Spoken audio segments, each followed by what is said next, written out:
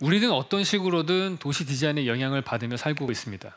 어떤 길을 걷고 어떤 건축물들을 경험하느냐에 따라 삶의 질이 달라지기도 하는데요. 그렇기 때문에 모든 건축물에는 사회적 책임이 따릅니다.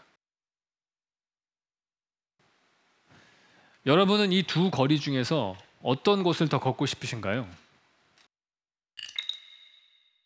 네, 아마도 속이 훤히 보이는 건물이 있는 거리일 겁니다. 뉴욕의 일부 구역에선 1층 건물에 입주한 가게 2곳 이상을 내부가 들여다보이는 투명한 구조로 만들어야 한다는 제안을 뒀습니다. 바로 그 이유는 개인 소유의 건축물도 다른 사람과 함께 나눠 쓰는 열린 공간으로 인식하고 있기 때문입니다.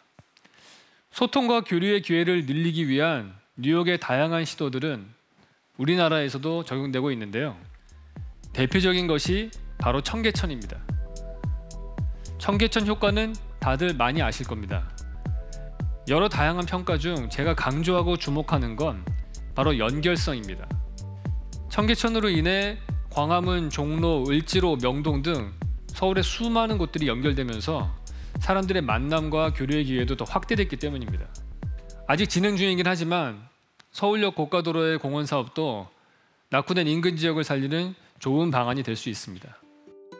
서울역 일대가 연결되고 자동차가 아닌 사람들을 위한 공간, 그러니까 걸어 다닐 수 있는 공간으로 변화한다면 죽어있던 서울 중심부가 다시 되살아날 수 있을 것 같습니다.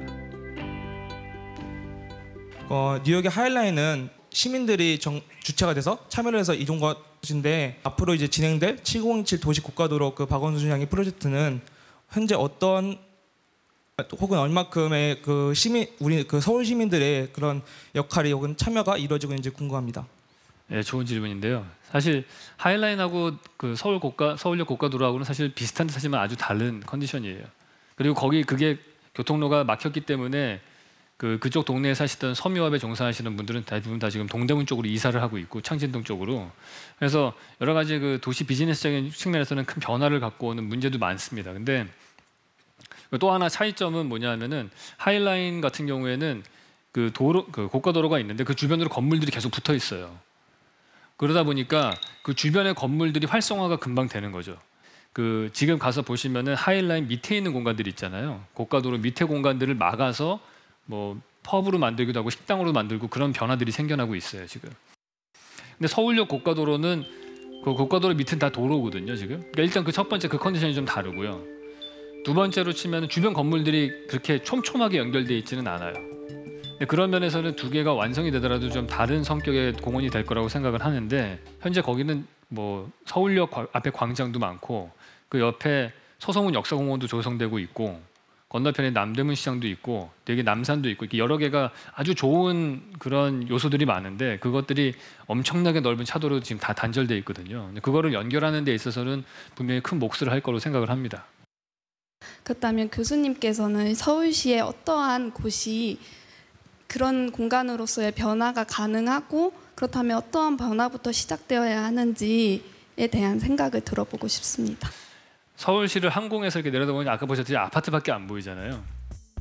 근데 이제 인공위성 사진에서 이렇게 보면은 되게 재미난 걸 발견할 수가 있는데, 뭐냐면 운동장이에요. 학교 운동장. 근데 우리가 같은 인공위성 사진을 딱 보면은 유럽의 사진을 보면은 유럽은 광장들이 이렇게 박혀 있어요. 그러니까 사실은 분포도나 면적이나 오픈된 공간으로 봤을 때는 학교 운동장하고 유럽의 광장하고 똑같거든요. 물리적 오히려 학교 운동장이 더 좋아요. 그게 커뮤니티의 중심이 될 수 있는데, 그게 가능하려면은 운동장 주변으로 가게들이 들어서야 되거든요.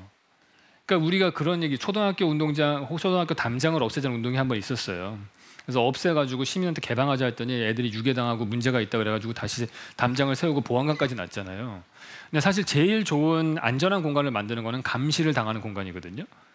근데 우리나라에는 또 약간 법규적으로 봤을 때 학교에서 200m 이내에 상업시설이 들어올 수 없다 이런 게 있거든요.